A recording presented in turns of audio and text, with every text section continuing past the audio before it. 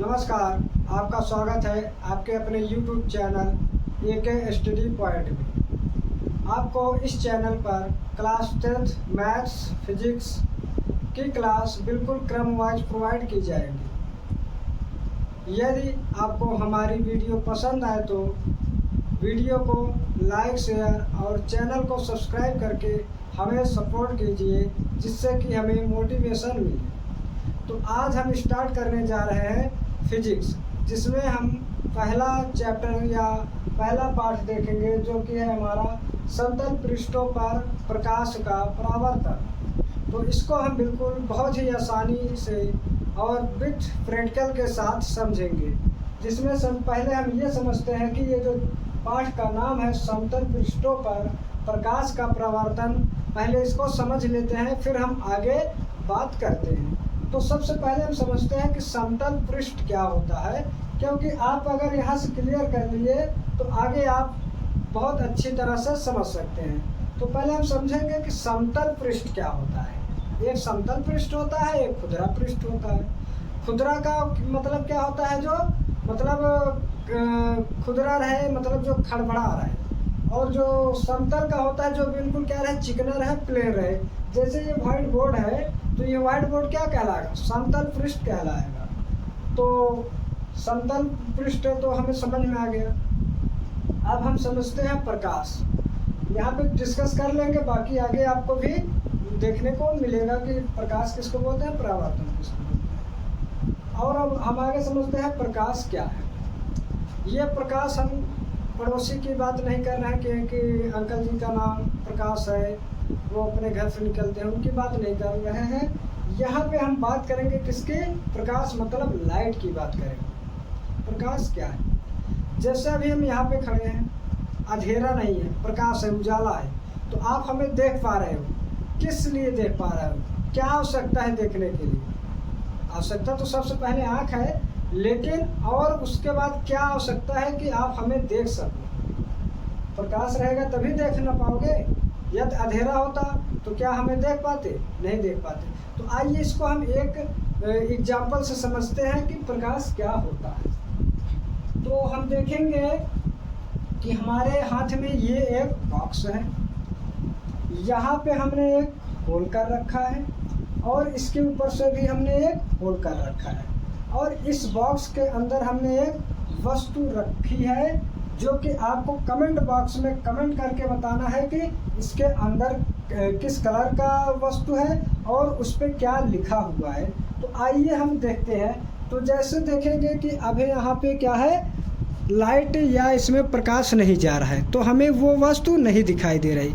यदि हम क्या करें, इस टार्च से ऊपर से हम क्या करें, प्रकाश डालें, तो अगर हम इस पर हम प्रकाश डालते हैं तो क्या हमें वो वस्तु दिखाई देती है, देखते हैं। तो अब बताइए, ये इसमें प्रकाश पड़ा तो क्या वो वस्तु हमें दिखाई दे रही है?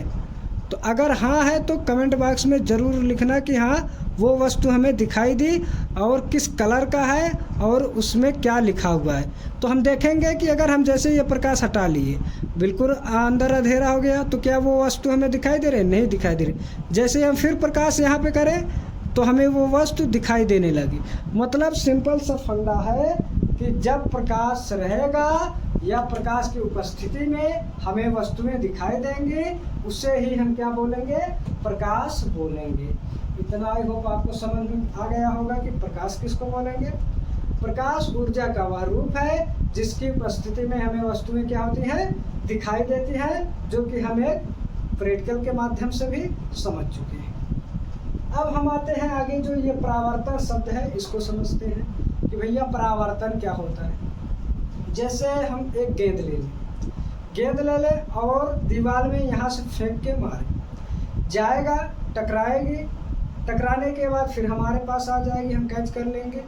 तो जब यहाँ से हम फेंकेंगे तो यहाँ से वो जाएगी, अब टकराएगी, टकराने के बाद जो आएगी उसी को हम क्या बोलेंगे, परावर्तन बोलेंगे।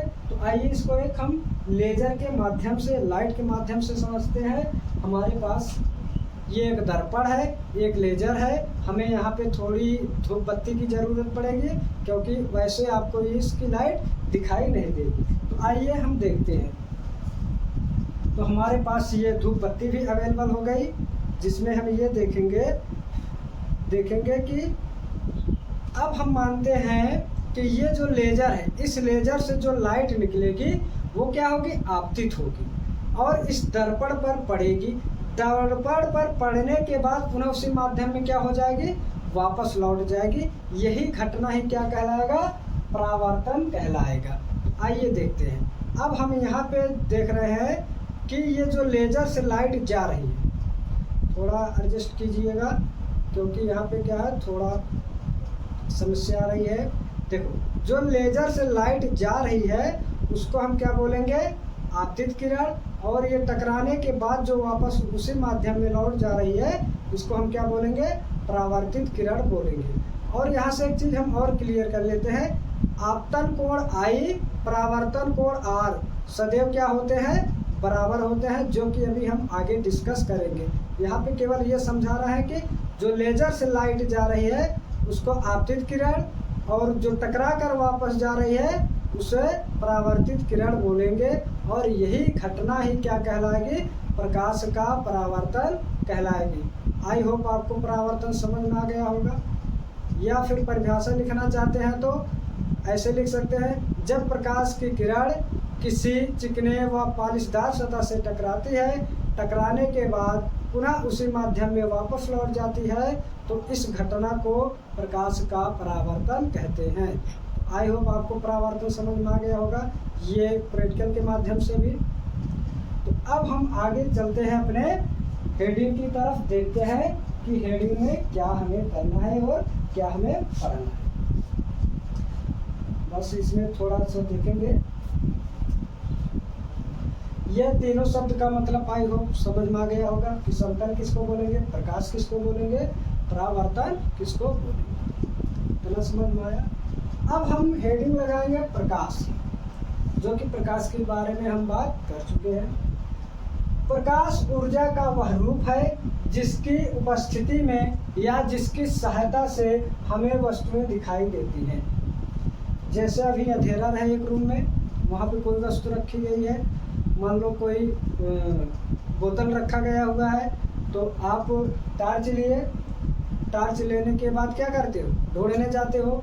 जब आप टार्च जलाओगे अंधेरा क्या होगा, दूर हो जाएगा, आपको वस्तु दिखाई देगी, आप लेके चले आओगे। तो एक चीज़ इसमें हम ये समझते हैं, जो ये प्रकाश ऊर्जा लिखा हुआ है, क्या, प्रकाश ऊर्जा, इसमें क्या बोल रहे हैं, प्रकाश ऊर्जा का वह रूप है। आप बोलोगे कि हम सर 9th क्लास में पढ़ चुके हैं, प्रकाश ऊर्जा कार्य करने की क्षमता को कहते हैं, या ऐसे बोल सकते हो कार्य करने की क्षमता को ऊर्जा कहते हैं। तो हम कुछ काम जब करेंगे तो उसमें हमारी ऊर्जा नष्ट होगी, उसे क्यों हम क्या बोलते हैं, ऊर्जा बोलते हैं। तो प्रकाश कौन सा काम करता है, प्रकाश कौन सा काम करता है, जो इसको ऊर्जा का रूप बताया जा रहा है। तो यहाँ पे हम एक एग्जाम्पल देना चाहेंगे, जैसे कि आप जब क्या होगा, ठंडी में नहाते हो, ठंड में जब आप नहाते हो या ज़्यादा ठंडी पड़ने लगती है तो आप धूप में क्यों बैठ जाते हो, किस लिए बैठ जाते हो, क्या कारण है, आपको वहाँ पे क्या होता है, आप धूप में बैठे, गर्मी मतलब आपको गर्माहट महसूस होगी कि नहीं होगी, या फिर गर्मी के समय में ही आप क्या करो, जो वस्तुएं पड़ी रहती जैसे लोहे की राड है, धूप में रख दो, वो बिल्कुल क्या हो जाती है, गर्म हो जाती है, ना तो उसको किसी आग की ज़रूरत पड़ी ना और अन्य चीज़ों की ज़रूरत पड़ी, वो केवल धूप से ही क्या हो गई, गर्म हो गई। मतलब हम यहाँ से ये समझ सकते हैं, प्रकाश को ऊर्जा का रूप इसलिए बताया गया क्योंकि ये वस्तुओं को क्या करता है, गर्म करता है। आई होप आपको ये प्रकाश समझ में आ गया होगा। तो अब हम देखते हैं प्रकाश स्रोत क्या है। प्रकाश स्रोत, जैसे हम पूछें कि आपके पिताजी का आय स्रोत क्या है, आय स्रोत का मतलब आपके घर में इनकम आता कहाँ से है। आप बताओगे कि हमारे पापा या मम्मी गवर्नमेंट जॉब करते हैं, वहाँ से पैसा आता है। तो जहाँ से आपका पैसा आता है वो आपका क्या हो गया, स्रोत हो गया। उसी तरह इसमें जो है ये प्रकाश स्रोत बोल रहा है। तो इसमें क्या होगा, जहाँ से प्रकाश निकलता है या जहाँ से प्रकाश आता है या जहाँ से प्रकाश उत्पन्न होता है, वह क्या कहलाएगा, प्रकाश स्रोत कहलाएगा। इतना समझ में आया। तो आगे चलते हैं। प्रकाश स्रोत को 2 वर्गों में बांटा जा सकता है। कितने वर्गों में? 2 वर्गों में बांटा जा सकता है। प्रकाश स्रोत को 2 वर्गों में बांटा जा सकता है। पहला देखेंगे, पहला है दीप्त प्रकाश स्रोत। अब ये क्या बोला है? दीप्त। और दूसरा क्या है? अदीप्त। इसको समझते हैं। दीप्त प्रकाश स्रोत, देखो दीप्त, दीप्त से हम थोड़ा क्या करेंगे, सोचेंगे समझेंगे, जिससे हमारी क्या हो, दीप्त अदीप्त में क्लियरिटी बनी रहे। दीप्त का मतलब वह होता है जो स्वयं प्रकाश उत्पन्न करे। क्या हो? जो स्वयं प्रकाश उत्पन्न करे, उससे ही हम क्या बोलेंगे? दीप्त वस्तु बोलेंगे या दीप्त प्रकाश स्रोत बोलेंगे। आइए परिभाषा देखते हैं क्या है। वह प्रकाश स्रोत जो स्वयं प्रकाश उत्पन्न करता है दीप्त प्रकाश स्रोत कहलाता है। जैसे एग्जाम्पल देखेंगे, जैसे आपका हो गया सूर्य। सूर्य क्या है? स्वयं प्रकाश उत्पन्न करता है, इससे किसी अन्य की जरूरत नहीं है। और विद्युत बल्ब भी क्या है आपका? दीप्त प्रकाश स्रोत है। और आगे देखेंगे जुगनू। जुगनू जब बचपन में क्या हुआ था, क्या होता था, जो जुगनू उड़ते थे टिमटिमाते हुए, क्या इसको किसी अन्य की जरूरत पड़ी या बैटरी लगी हुई है, कुछ भी लगी हुई है? नहीं, ये स्वयं प्रकाश उत्पन्न करते हैं। इन सबको हम क्या बोलेंगे? दीप्त प्रकाश स्रोत बोलेंगे। ये क्लियर हुआ?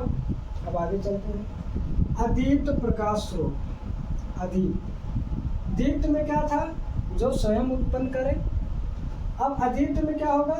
जो स्वयं प्रकाश उत्पन्न नहीं करता, लेकिन जो दीप्त वाला प्रकाश है उसके प्रकाश को परावर्तित कर प्रकाश उत्पन्न करता है, उसे अदीप्त प्रकाश स्रोत बोलते हैं। आइए अब देखते हैं परिभाषा क्या है। वह प्रकाश स्रोत जो स्वयं प्रकाश उत्पन्न नहीं करता, बल्कि दीप्त प्रकाश स्रोतों के प्रकाश को परावर्तित करके प्रकाश उत्पन्न करता है, अदीप्त प्रकाश स्रोत कहलाता है। इसमें क्या बोला कि जो अदीप्त प्रकाश स्रोत है वो स्वयं उत्पन्न तो नहीं करेगा प्रकाश, लेकिन जो दीप्त वाला प्रकाश स्रोत है उसके प्रकाश को क्या करेगा? परावर्तित करके प्रकाश को उत्पन्न करेगा। इतना क्लियर हुआ? जैसे देखेंगे जो चंद्रमा है ये क्या है? अदीप्त है। कांच क्या है? अदीप्त है। मेज, पुस्तक आदि ये सब क्या कहलाएंगे? अदीप्त प्रकाश स्रोत कहलाएंगे, क्योंकि ये क्या करते हैं? दीप्त प्रकाश स्रोत के प्रकाश को परावर्तित करके प्रकाश को उत्पन्न करते हैं। आई होप यहाँ तक आपको क्लियर हो गया होगा। अगर स्क्रीनशॉट आप लेना चाहते हैं तो ले सकते हैं, या फिर हम आगे चलते हैं, आगे देखते हैं अगली हेडिंग हमारी क्या है। अब हम आगे देखेंगे प्रकाश के गुण। प्रकाश के बारे में हमने समझा, अब इसका क्या क्या गुण है, प्रकाश के अंदर क्या गुण है, इनको भी हम समझ सकते हैं कि ये प्रकाश क्या अच्छा बिहेव करता है या बुरा बिहेव करता है। कुछ तक गुण होगा, जैसे कोई व्यक्ति है तो उसके अंदर भी कुछ ना कुछ क्वालिटी होगी, गुण होंगे, या कोई बोलेगा कि वो व्यक्ति अच्छा है या फिर वो बुरा है। तो इसी तरह इस प्रकाश का भी अपना कोई गुण है, इसके गुण के बारे में अब हम जानते हैं। तो हम आगे देखेंगे कि इसका क्या क्या गुण है, इसके बारे में हम समझते हैं। तो आप इस वीडियो पर बिल्कुल लास्ट तक बने रहिए, आपको बहुत ही आसानी से समझाया जाएगा फिजिक्स, जो कि एकदम सरल भाषा में। तो आइए प्रकाश के गुण को समझते हैं। प्रकाश के गुण निम्नलिखित है। निम्नलिखित है। प्रकाश के गुण निम्नलिखित है। अब इसमें भैया ये क्या है? प्रकाश के गुण निम्नलिखित है। देखो कैसे। पहली बात तो हमने देखा जो प्रकाश है, प्रकाश में क्या है? परावर्तन का गुण पाया जाता है, मतलब आएगा, चिकनी सतह से टकराएगा, टकराने के बाद फिर उसी माध्यम में क्या होगा? वापस लौट जाएगा। ये एक हो गया। और क्या है?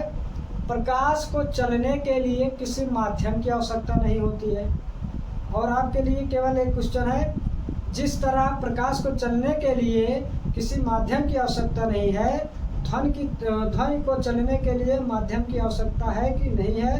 वो सॉरी होती है कि नहीं होती है, आप कमेंट बॉक्स में ज़रूर बताना। तो पहला हम देखेंगे, इसमें जो है प्रकाश सरल सीधी रेखा में गमन करता है। सरल सीधी रेखा में गमन करता है। रेखा में गमन करता है। ठीक, जैसे अभी हमने लेजर लिया था तो उसमें देखा कि भैया प्रकाश सीधे ऐसे जा रहा है, ये नहीं कि एक बार इधर जाए, ऐसे ऐसे नहीं, मतलब प्रकाश क्या है, सीधी सरल रेखा में गमन करेगा। इतना क्लियर हुआ। अब दूसरा गुण देखते हैं। प्रकाश में परावर्तन का गुण पाया जाता है। परावर्तन का गुण पाया जाता है। गुण होता है या पाया जाता है? होता है। ठीक, अभी जैसे लेजर का एग्जांपल दिए, दर्पण लेकर आया, टकराया, टकराने के बाद फिर लौट गया, तो परावर्तन तो वही कहलाएगा। इतना क्लियर। अब आगे देखते हैं तीसरा। प्रकाश को चलने के लिए माध्यम की आवश्यकता नहीं है। ठीक, मतलब जो प्रकाश है इसको चलने के लिए किसी माध्यम की आवश्यकता नहीं है। ये सघन माध्यम में चलेगा, विरल में भी चलेगा, मतलब जहाँ पे वात है वहाँ भी चलेगा, जहाँ पे निर्वात है वहाँ भी चलेगा। एक तो ये गुण हो गया। अब अगला देखते हैं, चौथा गुण। जो प्रकाश की चाल निर्वात में होती है, निर्वात में प्रकाश की चाल, निर्वात में प्रकाश की चाल 3 × 10⁸ मीटर प्रति सेकंड होती है। ठीक, क्या होती है? निर्वात में प्रकाश की चाल 3 × 10⁸ मीटर प्रति सेकंड होती है। अब अगला देखेंगे, पांचवा देख लेते हैं। पांचवा में क्या, इसका और क्या गुण हो सकता है? हाँ, प्रकाश स्वयं अदृश्य है। प्रकाश स्वयं अदृश्य है, लेकिन इसकी उपस्थिति में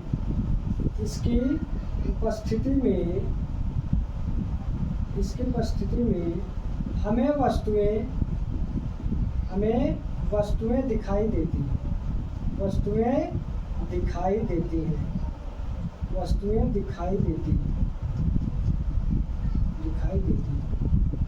ठीक, अगला गुण क्या है? प्रकाश तो स्वयं अदृश्य है, लेकिन जब प्रकाश की उपस्थिति होती है या जहाँ पे प्रकाश रहता है वहाँ पे हमें वस्तुएं क्या होती हैं? दिखाई देती हैं। ठीक, अगला देखते हैं। अगला देखेंगे, बस 2 मिनट चाहिए। अगला देखेंगे, प्रकाश एक विद्युत चुंबकीय तरंग है। क्या है? प्रकाश एक विद्युत चुंबकीय तरंग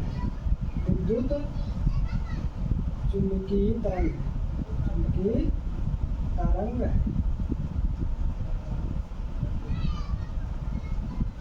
आई होप आपको यहाँ तक समझ में आया होगा। प्रकाश क्या है? एक विद्युत चुंबकीय तरंग है। तो इसके और भी गुण हो सकते हैं या और भी गुण हैं जो कि आप लिख सकते हैं, बाकी इतना काफ़ी है। तो अब हम आगे देखते हैं कि हमारी अगली हेडिंग क्या है। अगली हेडिंग हम लगाएंगे प्रकाश किरण। ठीक, अगली हेडिंग हमारी क्या है? प्रकाश किरण। आई होप आपको यहाँ तक समझ में आ गया होगा। अब हम आगे देखते हैं प्रकाश किरण क्या होता है। हमने प्रकाश को जाना और प्रकाश के गुण को जाना, परावर्तन जाना, समतल पृष्ठ जाना। अब हम देखते हैं प्रकाश किरण किसको बोलते हैं। प्रकाश किरण। प्रकाश किरण किसको बोलेंगे और कब बोलेंगे? प्रकाश किरण को समझते हैं। जब प्रकाश किसी पारदर्शी माध्यम में सरल रेखा में गमन करता है तो उसके पथ को प्रकाश किरण कहते हैं। प्रकाश किरण कहते हैं। ठीक? प्रकाश किरण किसको बोलेंगे? जब प्रकाश किसी पारदर्शी माध्यम में सरल रेखा में, मतलब सीधी रेखा में गमन करता है तो जो इसका पथ रहेगा, इस प्रकाश का जो पथ रहेगा, इसके पथ को ही हम क्या बोलेंगे? प्रकाश किरण बोलेंगे। और यहाँ पे हम ये समझ लें कि प्रकाश किरण पुंज किसको बोलेंगे? क्या बोलेंगे? प्रकाश किरण पुंज। अब हम सब जानते हैं कि प्रकाश ऐसे ऐसे चलेगा। अब जो इस प्रकाश किरण का जो ये समूह रहेगा, ये जो समूह है, इसके समूह को ही हम क्या बोलेंगे? प्रकाश किरण पुंज बोलेंगे। प्रकाश किरण पुंज किसको बोलेंगे? समझ में आ गया?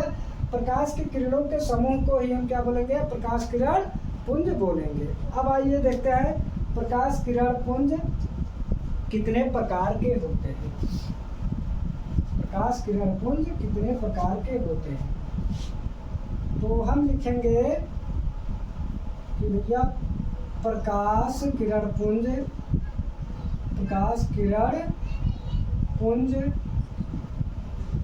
3 प्रकार के होते हैं। कितने? 3 प्रकार के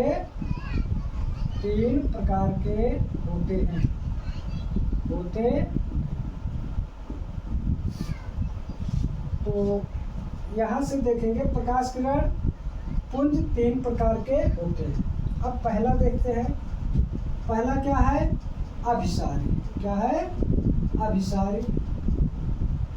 दूसरा समझेंगे अपसारी।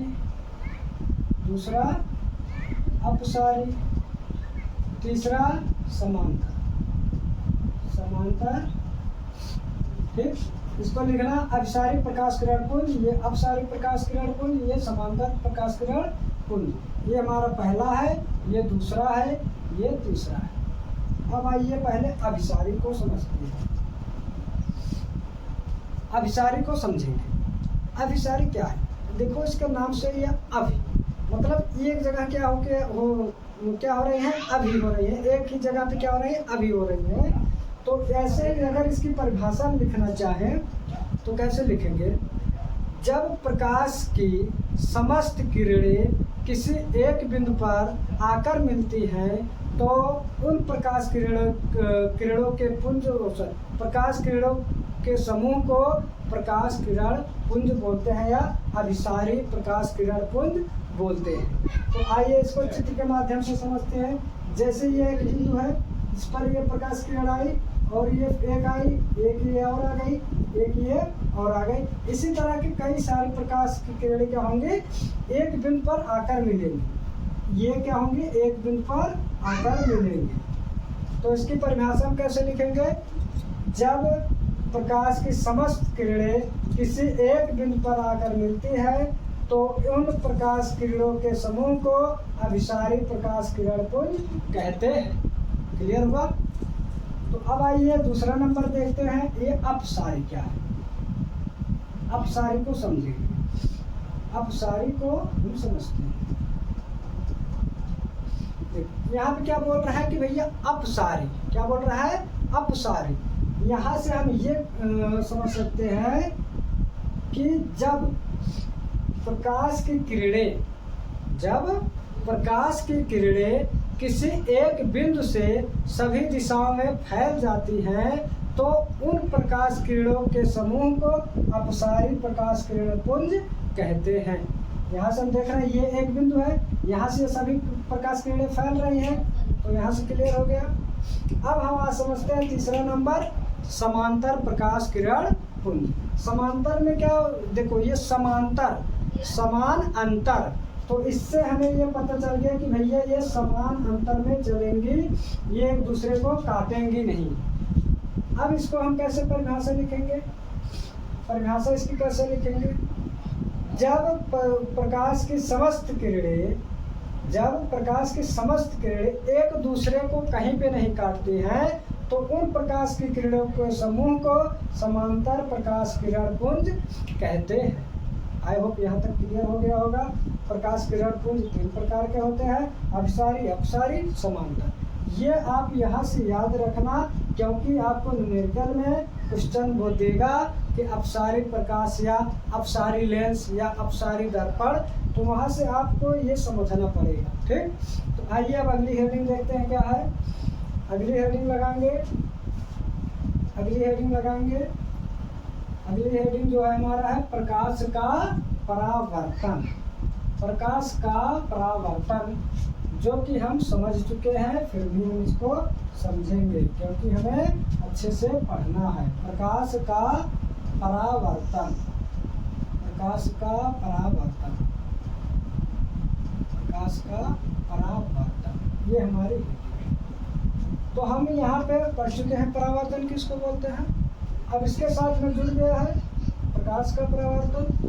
परावर्तन तो प्रकाश का होगा ना, तो परावर्तन भी हम पढ़ चुके हैं, प्रकाश को भी पढ़ चुके हैं, तो इसलिए प्रैक्टिकल तो दिखा चुके हैं, तो इसकी हम केवल परिभाषा लिखेंगे, या फिर एक चित्र के माध्यम से समझ लें, या फिर पहले आप परिभाषा लिख लो, उसके बाद चित्र के माध्यम से समझाते हैं। जब प्रकाश किसी चिकनी व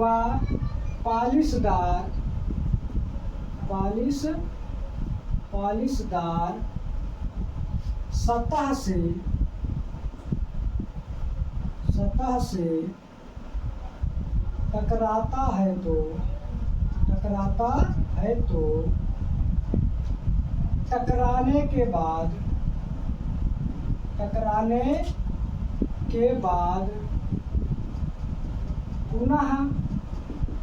पुनः उसी माध्यम में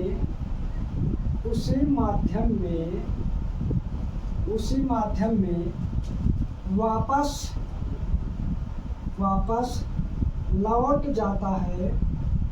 लौट जाता है। इस घटना को प्रकाश का परावर्तन कहते हैं। प्रकाश का परावर्तन कहते हैं। जैसे अभी हमने दर्पण का एग्जाम्पल आपको दिखाया प्रैक्टिकल के माध्यम से, लेजर से प्रकाश किरण आई और जो दर्पण था वो चिकना या पालिशदार सतह था, वहाँ पे टकराने के बाद फिर उसी माध्यम में वापस लौट गई। इसी घटना को ही हम क्या बोलते हैं, प्रकाश का परावर्तन बोलते हैं। आइए हम चित्र से भी समझ लेते हैं। ये मान लेते हैं क्या है, एक पालिशदार सतह है, ये जो नीचे ऐसे किया है ये क्या है, पालिशदार सतह है। इस पे एक प्रकाश किरण आई, थोड़ा और नीचे बनाते हैं जिससे अच्छे से समझ में आए। ये क्या है, पालिशदार सतह है, इस पे एक प्रकाश किरण आई। इस आने वाली किरण को क्या बोलेंगे, आपतित किरण। और जब यहाँ पे ये टकराएगी, टकराने के बाद वापस उसी माध्यम में लौट जाएगी, इसको क्या बोलेंगे, परावर्तित किरण।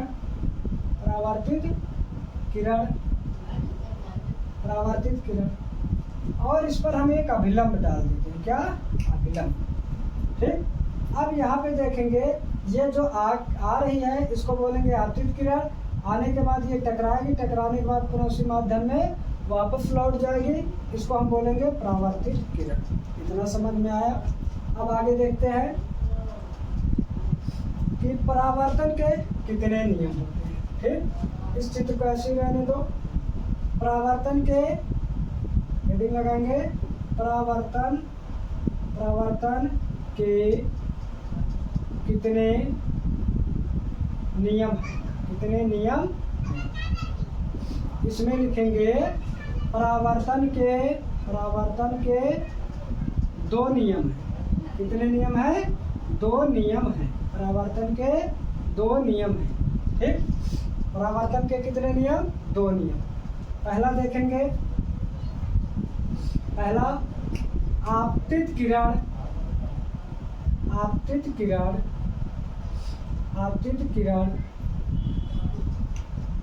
और परावर्तित किरण,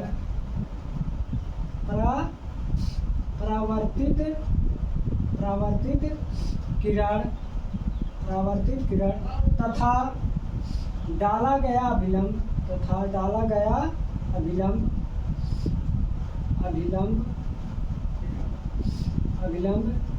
तीनों एक ही तल में होते हैं।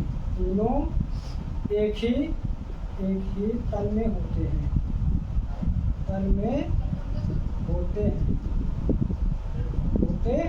ठीक, देखो पहला नियम क्या है? आपतित किरण और परावर्तित किरण। ये होगा आपतित किरण और ये होगा परावर्तित किरण। ठीक, आपतित किरण और परावर्तित किरण तथा डाला गया ये अभिलंब, ये क्या है? अभिलंब। ये तीनों क्या होंगे? एक ही तल में होंगे। देख रहे हैं हम एक ही बिंदु पर हैं। ठीक, इसको हम क्या बोलेंगे? परावर्तक पृष्ठ। ठीक, तीनों एक ही तल में होंगे। इतना समझ में आया? अब आगे देखते हैं, आगे देखेंगे दूसरा नियम क्या है। दूसरा नियम समझते हैं बहुत ही आसानी से, इसी चित्र में समझेंगे। दूसरा नियम है जो, वो क्या है? आपतन कोण आई, आपतन कोण आई सदैव बराबर होता है। सदैव बराबर होता है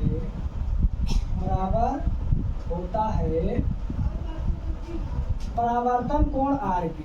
परावर्तन कोण आर के। ठीक, जैसे देखो जब जो दर्पण था उस पर लेजर पड़ रही थी, अगर आपतन कोण घटाओगे बढ़ाओगे तो परावर्तन कोण भी क्या होगा? घटेगा बढ़ेगा। तो आपतन कोण आई और परावर्तन कोण आर, ये दोनों क्या होंगे? सदैव बराबर होंगे। मतलब कोण आई बराबर कोण आर, ये होगा इसका दूसरा नियम। अब हम समझते हैं कि भैया आपतन कोण किसको बोलेंगे और परावर्तन कोण किसको बोलेंगे। अब देखो, ये जो आपतित किरण है, ये जो अभिलंब है, इसके साथ ये जो कोण बनाएगा इसको आपतन कोण आई बोलेंगे। और जो ये टकरा के वापस जा रहा है, ये अभिलंब के साथ जो कोण बनाएगा इसको परावर्तन कोण आर बोलेंगे। इसको हम क्या बोलते हैं? आपतन कोण। ठीक, आपतन कोण। और इसको क्या बोलेंगे? इस वाले को परावर्तन कोण। ठीक, इतना समझ में आया? आई होप आपको यहाँ तक अच्छे से समझ में आ गया होगा। अब हम आगे देखते हैं, हमारी अगली हेडिंग क्या है, बहुत ही अच्छे से उसको भी हम समझते हैं। तो अगली हेडिंग हम लगाएंगे, परावर्तन के प्रकार कितने होते हैं। परावर्तन के प्रकार कितने होते हैं।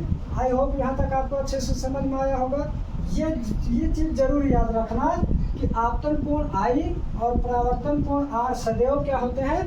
बराबर होते हैं। ये आपको आगे क्वेश्चन देखने को मिलेगा इस पे आधारित। अब हम देखते हैं कि परावर्तन के प्रकार को भी समझते हैं।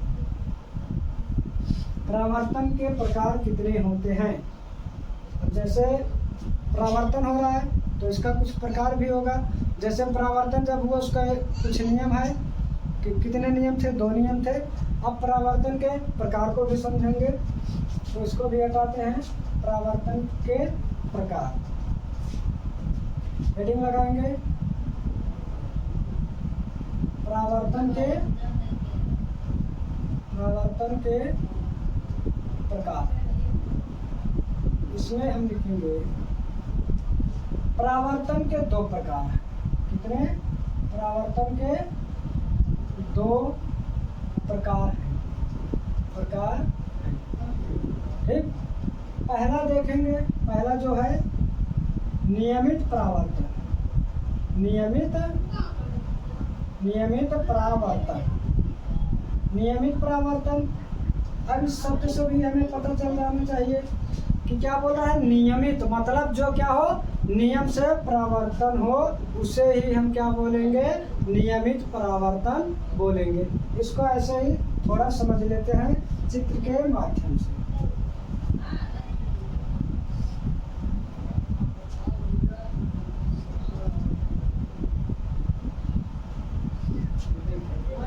जैसे ये क्या है, एक चिकना या पॉलिशदार सतह है।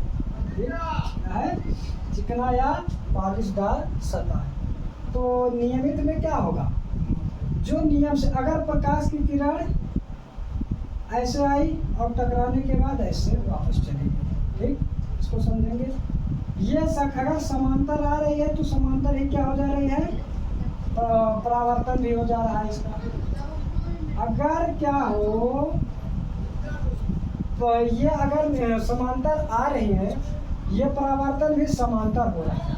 अगर परावर्तन समांतर ना हो तब उसको हम क्या बोलेंगे, इसको हम आगे अभी डिस्कस करने वाले हैं। पहले हम नियमित परावर्तन को समझ लें।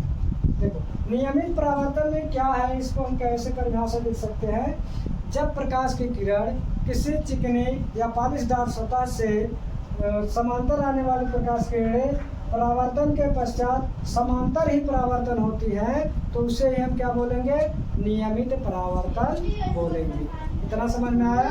अब दूसरा हम देखते हैं, अनियमित परावर्तन। अनियमित परावर्तन।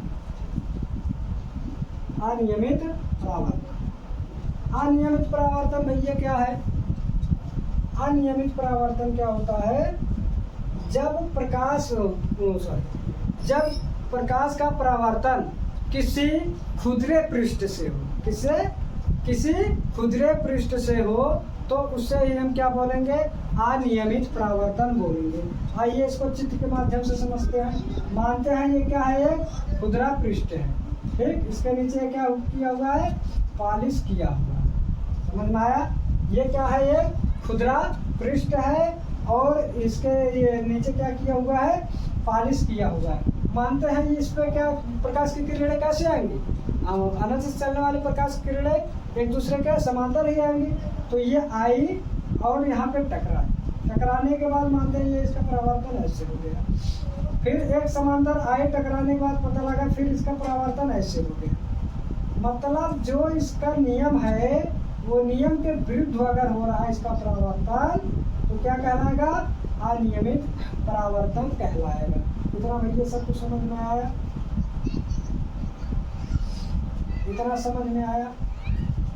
देखो, नियमित में क्या है, जब प्रकाश की किरणें किसी चिकनी या समतल पृष्ठ पर आपतित होती हैं, तो टकराने के बाद समांतर अगर आई है तो समांतर ही क्या हो जाए, परावर्तन हो जाए, तो उसे हम क्या बोलेंगे, नियमित बोलेंगे। लेकिन जब अनियमित की बात करें तो जब किसी खुदरे पृष्ठ से प्रकाश का परावर्तन हो, ये देखो ये क्या नियम से हो रहा है, यहाँ तो नियम से हो रहा है लेकिन यहाँ पे नियम से नहीं हो रहा है, तो इसको हम क्या बोलेंगे, अनियमित परावर्तन बोलेंगे। अब आगे हम चलते हैं, आगे देखते हैं कौन सी हेडिंग है हमारी। अगला हेडिंग हम देखेंगे, अगला जो है हमारा प्रकाश की उत्कीर्णीयता। क्या है हमारी अगली हेडिंग, प्रकाश की उत्कीर्णीयता। इसको समझते हैं इसके शब्द। अगली हेडिंग हम लगाएंगे, आई होप यहाँ तक आपको समझ में आया होगा। अगली हेडिंग लगाते हैं प्रकाश की उत्कीर्णीयता। इसको इंग्लिश में हम बोलते हैं रिवर्सिबिलिटी ऑफ लाइट। हेडिंग लगाएंगे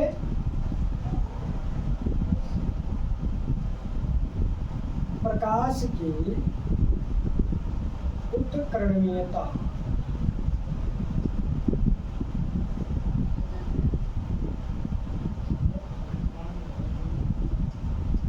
प्रकाश की उत्कीर्णीयता।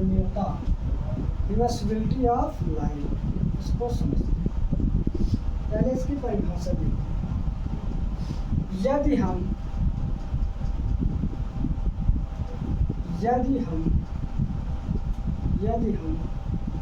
आपतित किरण को, इसको आपतित किरण को परावर्तित किरण, क्या आपतित किरण को परावर्तित किरण और परावर्तित किरण को आपतित किरण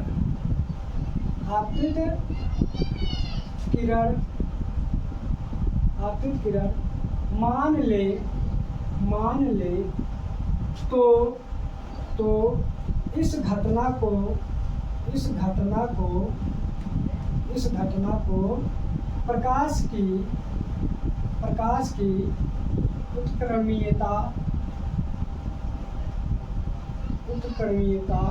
कहलाती है। अब यहाँ पे समझते हैं। यहाँ पे परिभाषा में क्या बोला कि यदि हम क्या करें, आपतित को परावर्तित मान लें और परावर्तित को आपतित मान लें, इसी घटना को ही हम क्या बोलते हैं, प्रकाश की उत्क्रमणीयता बोलते हैं। आइए इसको चित्र के माध्यम से समझते हैं। हमने अभी समझा कि ये कोई पालिशदार सतह है, ये क्या है, कोई पालिशदार सतह है, ठीक। इस पे प्रकाश की किरण आएगी, टकराने के बाद उसके माध्यम में वापस लौट जाएगी। जो ये आ रही है इसको आपतित बोलेंगे और ये जो जा रही है इसको परावर्तित किरण बोलेंगे। अब परिभाषा में क्या बोला कि यदि हम आपतित किरण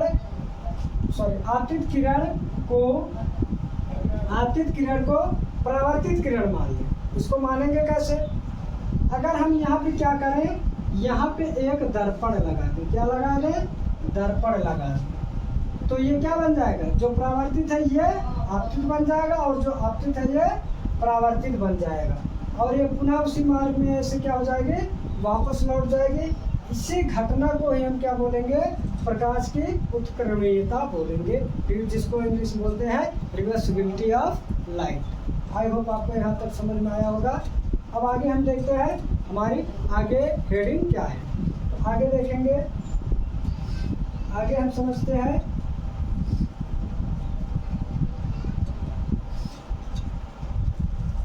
और यहाँ पे ये तो हमें पता ही है, इसको हम आपतन कोण I, इसको परावर्तन कोण R बोलेंगे।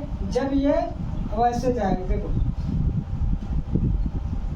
जब हम देखो यहाँ पे इसको समझेंगे, जब इसको आपतित मानेंगे इसको परावर्तित, यहाँ पे समझ लेते हैं चित्र अवस्थित। ये देखो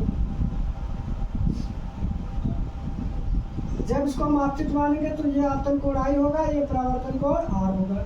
लेकिन जब हमने इसको क्या किया, बदल दिया, इसको आपतित मान लिया, इसको परावर्तित मान लिया, तो ये I हो जाएगा, ये R हो जाएगा। ये पहला चित्र होगा, ये दूसरा चित्र होगा। क्लियर हुआ? जब ये पहले ऐसे था, ये आपतित हमने इसको माना, इसको परावर्तित माना, तो ये आपतन कोण I, ये परावर्तन कोण R था।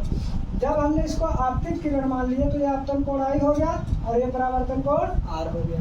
हमारी जो अगली हेडिंग है वो है प्रतिबिंब। पहले हम प्रतिबिंब को थोड़ा समझ लेते हैं, फिर ये परिभाषा की बात हम करेंगे। देखो प्रतिबिंब कब बनता है, जैसे कोई वस्तु है उस पर प्रकाश पड़ेगी और प्रकाश पड़ने के बाद उसका क्या होगा, परावर्तन होगा।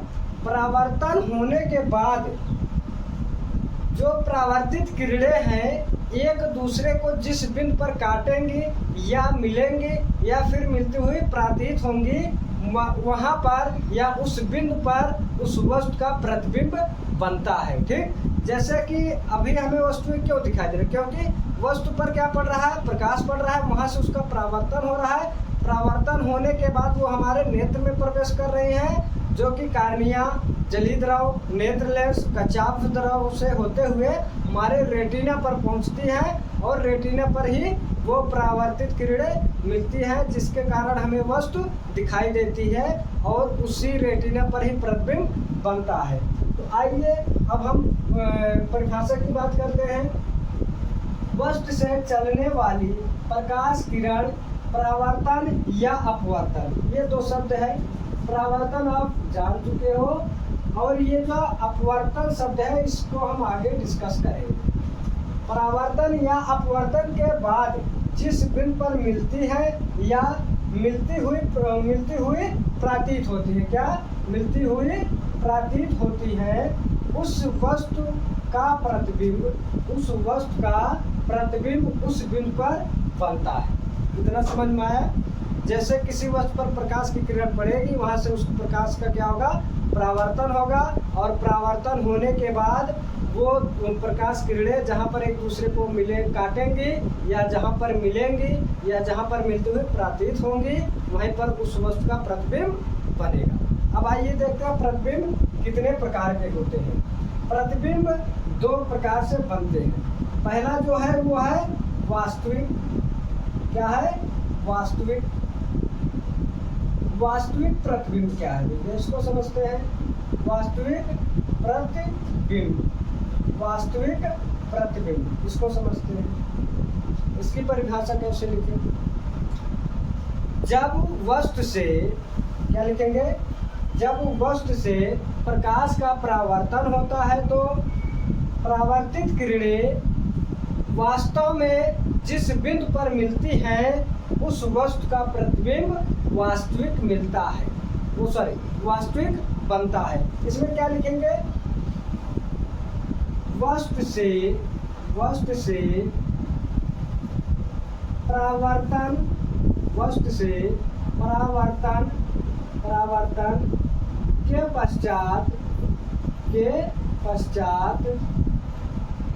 के पश्चात प्रकाश किरणें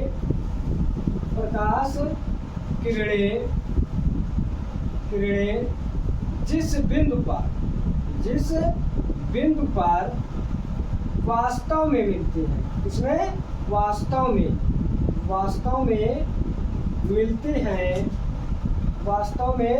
मिलती हैं, उस वस्तु का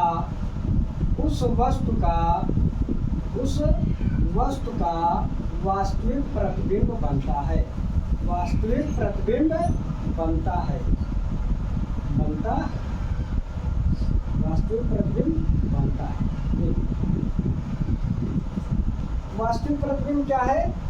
जब किसी वस्तु पर प्रकाश की किरण पड़ेगी तो उससे क्या होगा, प्रकाश का परावर्तन होगा, और वही परावर्तित किरणें जिस बिंदु पर वास्तव में मिलेंगी, ऐसा नहीं है कि हमें प्रतीत हो, क्या होंगी, वास्तव में मिले, मतलब वास्तव में एक दूसरे को क्या करें, किसी बिंदु पर काटे, या आप बोल सकते हो किसी एक बिंदु पर मिले, तो उस वस्तु का प्रतिबिंब क्या बनेगा, वास्तविक बनेगा। इतना क्लियर हुआ? अब दूसरा देखते हैं। दूसरा क्या है? दूसरा देखते हैं, ये क्या, आभासी प्रतिबिंब। क्या? आभासी प्रतिबिंब। आभासी प्रतिबिंब क्या है, इसको भी समझ लेते हैं। इसकी परिभाषा कैसे लिख सकते हैं? किसी वस्तु से, या ऐसे लिख सकते हो, जब किसी वस्तु पर प्रकाश की किरणें पड़ती हैं तो वहां से उनका क्या होता है, परावर्तन होता है। यही परावर्तित किरणें जिस बिंदु पर मिलती हुई प्रतीत होती हैं या आती हुई प्रतीत होती हैं, उस वस्तु का उस बिंदु पर आभासी प्रतिबिंब बनता है। आइए इसकी परिभाषा देखते हैं, कैसे लिख सकते हैं। जब किसी वस्तु से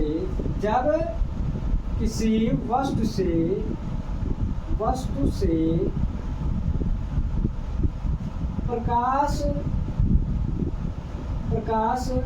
का परावर्तन होता है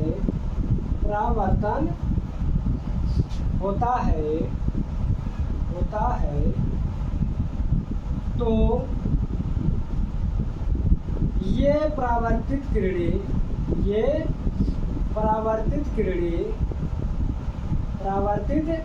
किरणें जिस बिंदु पर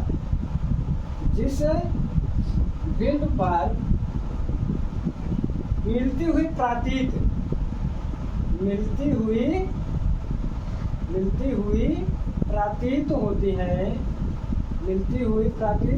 हैं या आती हुई प्रतीत होती है, या आती हुई प्रतीत होती है, आती हुई प्रतीत होती है, होती है, तो उस बिंदु पर, उस बिंदु पर आभासी, उस बिंदु पर आभासी प्रतिबिंब बनता है, आभासी, आभासी प्रतिबिंब बनता है, आभासी प्रतिबिंब बनता है। इतना क्लियर हुआ? आई होप आपको क्लियर हो गया होगा कि प्रतिबिंब हमने समझा कि प्रतिबिंब कब बनता है, फिर प्रतिबिंब कितने प्रकार से बनते हैं, दो प्रकार से, एक वास्तविक, एक आभासी। वास्तविक में क्या था, जब प्रकाश की किरणों का परावर्तन होता है, वही परावर्तित किरणें जब वास्तव में एक दूसरे को कहीं पे किसी दूसरे बिंदु पर काटती हैं या मिलती हैं तो वहाँ पर वास्तविक प्रतिबिंब बनता है। और आभासी में क्या था, जब प्रकाश की किरणों का परावर्तन होता है वो किसी दूसरे बिंदु पर वास्तव में न मिलकर ऐसा हमें लगता है कि ये मिल रही है, मतलब प्रतीत हो रही है, या फिर किसी दूसरे बिंदु से आती हुई प्रतीत होती है, तो उस बिंदु पर आभासी प्रतिबिंब बनेगा। आई होप यहाँ तक क्लियर हो गया होगा। आगे हम चलते हैं, आगे देखते हैं, आगे हम देखेंगे दर्पण। इसको हटा दें, स्क्रीनशॉट लेना चाहते हैं तो ले लीजिए। तो अब आगे हम समझते हैं दर्पण। तो भैया हम दर्पण किसको बोलते हैं और ये कैसे बनता है, कब बनता है, दर्पण के बारे में भी हम थोड़ा जान लेते हैं। दर्पण क्या होता है, हेडिंग लगाएंगे दर्पण। हेडिंग हमारा क्या है, दर्पण। इसकी परिभाषा लिखेंगे, यदि किसी पारदर्शी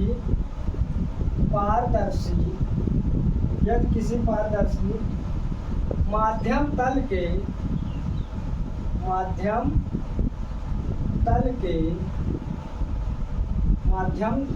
यदि किसी पारदर्शी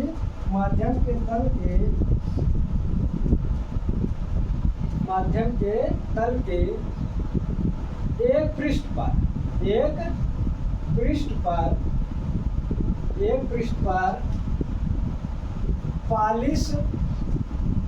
पालिश या कलई कर दिया जाए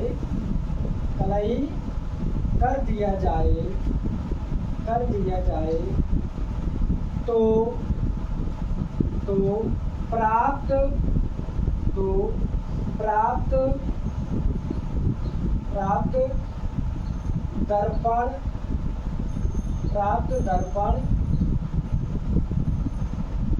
दर्पण कहलाता है।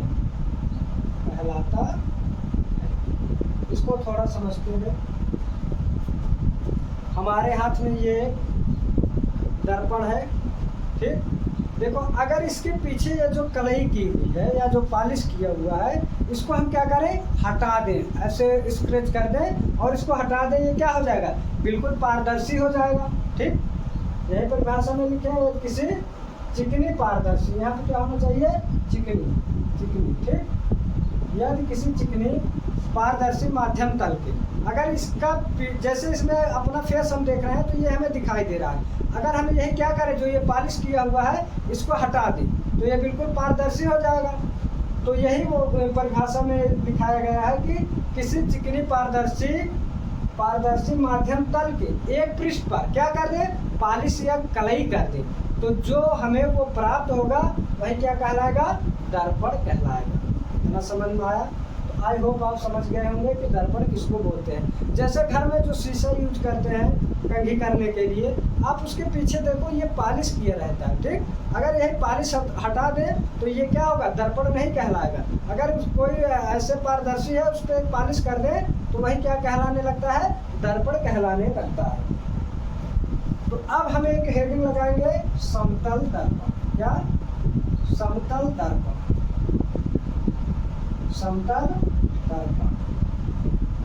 इसके हेडिंग से भी पता चल जा रहा है। समतल क्या होना चाहिए, समतल का मतलब बताए थे। समतल में क्या होना चाहिए, जिसका परावर्तक पृष्ठ क्या हो, समतल हो। जैसे देखो, मानते हैं ये क्या है, नीचे क्या किया हुआ, पॉलिश किया हुआ है, और ये इसका परावर्तक पृष्ठ क्या होना चाहिए, समतल होना चाहिए। इस पे आप प्रकाश किरण आएगी और टकरा कर पूरा उसी माध्यम में वापस लौट जाएगी, और यही क्या कहलाएगा, समतल दर्पण कहलाएगा। तो इसको इतना समझ सकते हैं कि जिसका परावर्तक पृष्ठ, ये जो जहाँ से टकरा के वापस होगा, जिसका परावर्तक पृष्ठ क्या हो, समतल हो, वो क्या कहलाएगा, समतल दर्पण कहलाएगा। तो आइए अब अगली हेडिंग देखते हैं। अगली हेडिंग देखेंगे, और नहीं, इसमें थोड़ा बात कर लेते हैं, इनके कुछ गुण होते हैं। क्या होते हैं, समतल दर्पण के कुछ गुण होते हैं। अब एक चीज, समतल दर्पण का जो गुण है, पहला गुण देखेंगे तो इसमें एक चीज ये इसका गुण है कि जैसे समतल दर्पण है, आप दर्पण से अगर 10 सेंटीमीटर दूरी पर हो या 10 मीटर की दूरी पर हो, तो जो प्रतिबिंब दर्पण में बनेगा वो भी कितनी दूरी पर बनेगा, 10 मीटर पर ही बनेगा। ठीक, तो पहला गुण क्या लिखेंगे, दर्पण से वस्तु जितनी दूरी पर होगी, जितनी दूरी पर होगी, उतनी ही दूरी पर प्रतिबिंब बनेगा,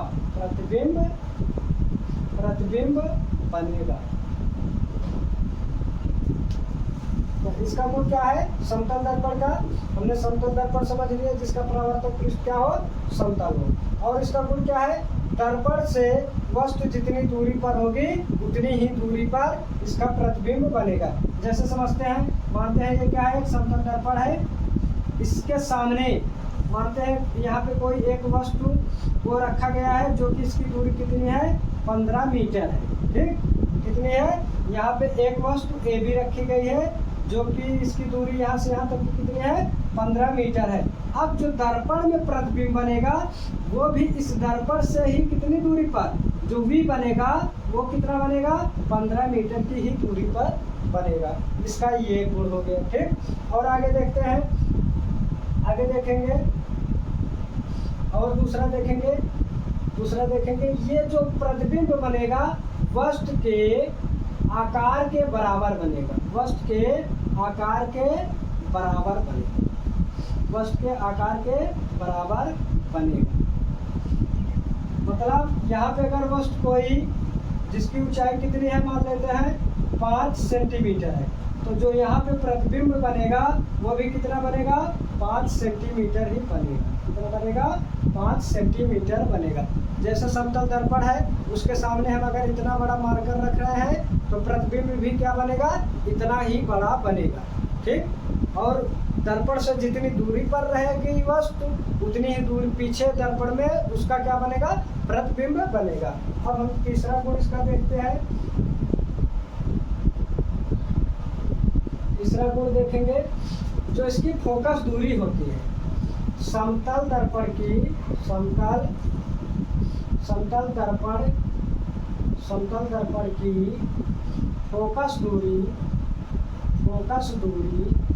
दूरी इन्फिनिटी होती है, मतलब अनंत होती है।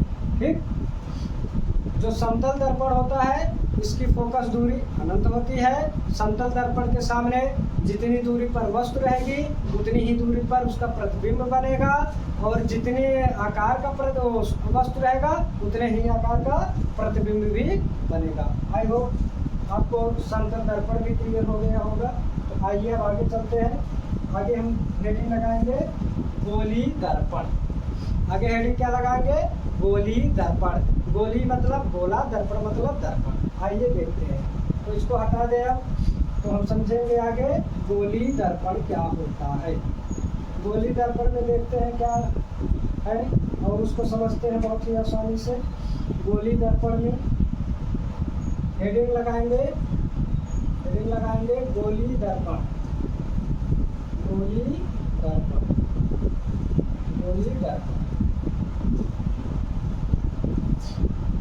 गोली दर्पण क्या होता है? अभी आपने इससे पहले ही जाना कि जो क्या हो, दर्पण कब बनता है। जैसे कोई पारदर्शी है, कोई पारदर्शी बात वो है, उसके अगर पीछे क्या करें, एक लेप लगा दें।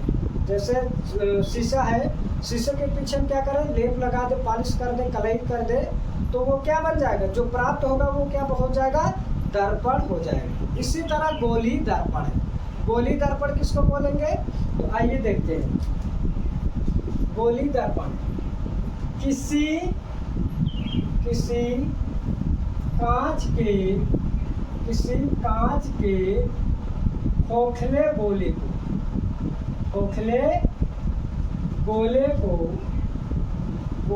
को काट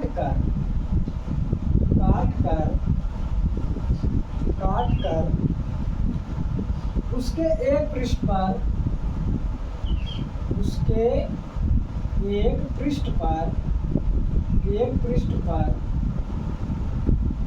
कलई कर दिया जाए। ठीक, कलाई मतलब पॉलिश, वही कलाई कर दिया जाए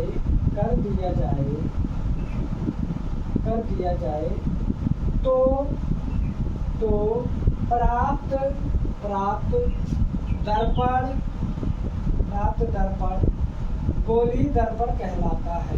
प्राप्त दर्पण गोली दर्पण कहलाता है। आइए इसको समझते हैं। इसको समझेंगे कि भैया कोई कांच का गोला है जो क्या है, पारदर्शी, इसको बीच से हम काट दें और इसके एक पृष्ठ पर क्या करें, पॉलिश या कलई कर दें। देखते हैं, आइए देखो, ये मानते हैं कांच का क्या है, गोला है। ठीक, ये क्या है, कांच का गोला है जो कि पारदर्शी है।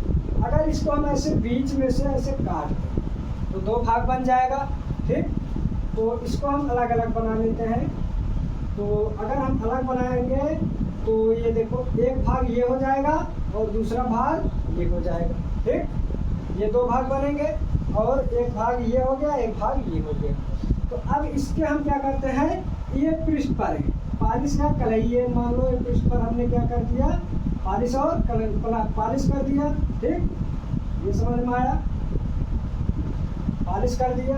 अब जो यही प्राप्त हुआ, यही क्या कहलाएगा, गोली दर्पण कहलाएगा। और गोली दर्पण कितने प्रकार के होते हैं, गोली दर्पण दो प्रकार के होते हैं। ठीक, गोली दर्पण कितने प्रकार के होते हैं, दो प्रकार के होते हैं। पहला जो है हमारा वो है, पहला जो है उत्तल दर्पण। कौन सा, उत्तल दर्पण। दूसरा जो है अवतल दर्पण। अब इसी को हम समझेंगे कि इसमें उत्तल कौन सा है और अवतल कौन सा है। देखो, हमने हेडिंग लगाया उत्तल दर्पण। एक कांच का गोला था, काट दिया, दो भाग बन गए, एक भाग पर के एक पृष्ठ पर क्या किया, कलई कर दिया।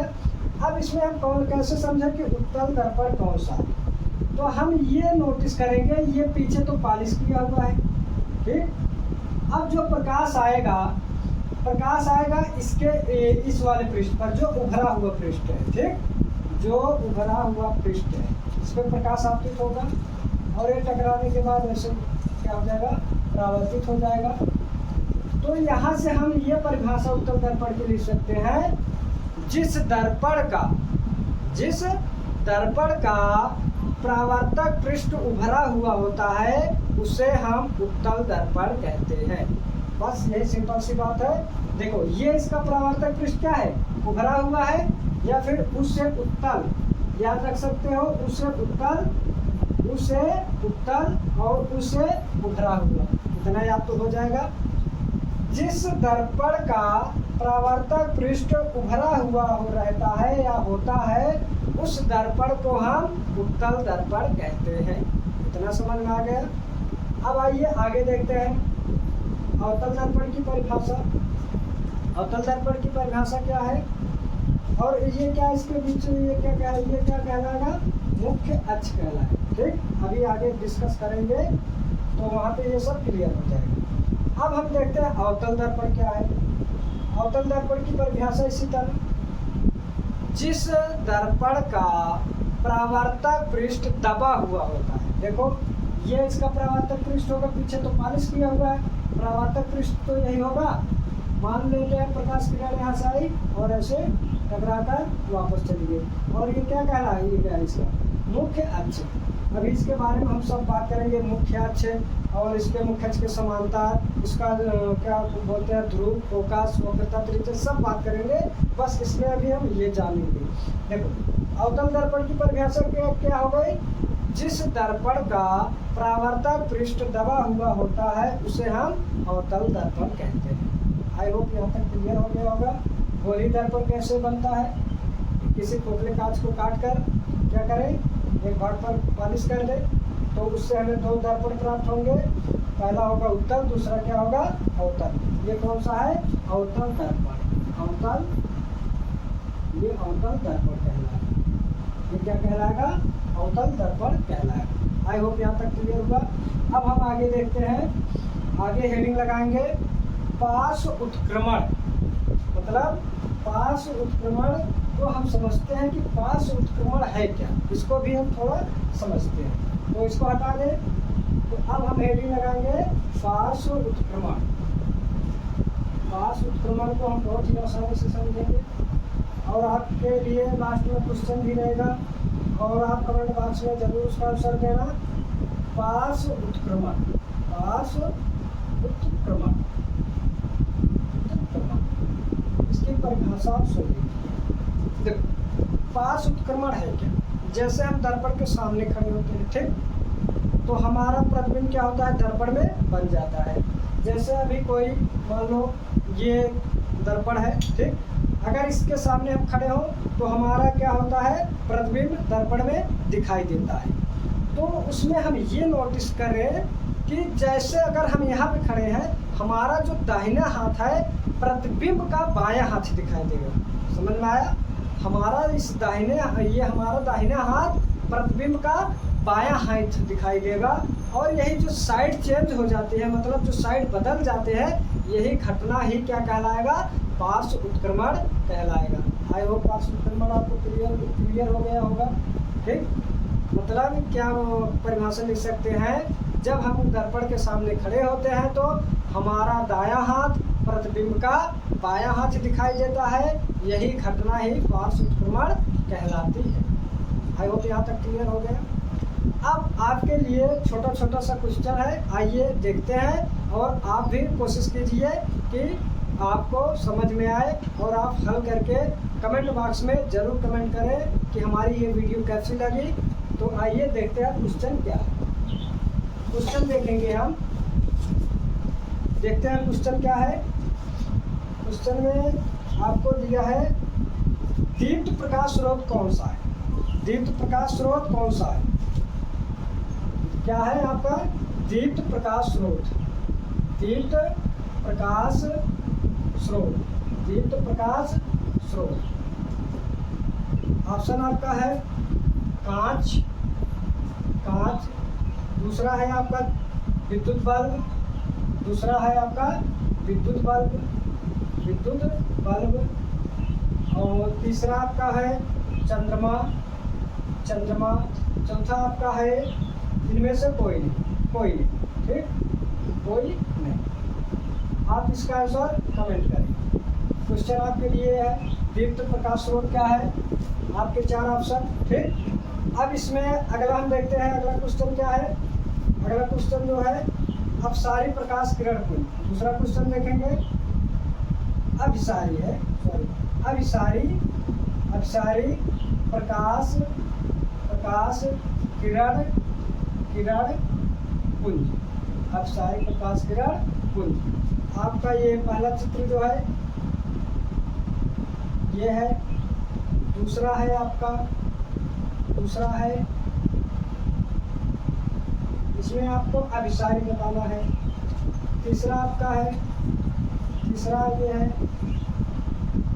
और चौथा है आपका कोई नहीं, कोई नहीं, कोई नहीं। इन सब का आंसर आपको कमेंट बॉक्स में जरूर करके बताना है। तो अब अगला क्वेश्चन देखते हैं, परावर्तन का द्वितीय नियम क्या होता है। तीसरा क्वेश्चन जो है, तीसरा क्वेश्चन देखेंगे, तीसरा क्वेश्चन, परावर्तन का परावर्तन का द्वितीय नियम,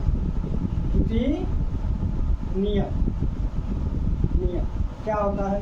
पहला आपका है कोण आई बराबर कोण आर, दूसरा आपका है कोण आई नॉट इक्वल टू कोण आर, तीसरा आपका है कोण आई ग्रेटर देन कोण आर, चौथा आपका है कोण आई लेस देन कोण आर। ठीक, आई होप आपको ये सभी क्वेश्चन आ रहा होगा, तो आप इनका आंसर कमेंट बॉक्स में ज़रूर कमेंट कीजिए। तो इसी तरह के आपके बुक में क्वेश्चन है, आप वहाँ से क्वेश्चन बहुत ही आसानी से देख सकते हैं और हल कर सकते हैं। और यदि हमारी ये वीडियो आपको पसंद आई हो तो वीडियो को लाइक, शेयर और चैनल को सब्सक्राइब करना ना भूलें। वीडियो देखने के लिए बहुत बहुत धन्यवाद।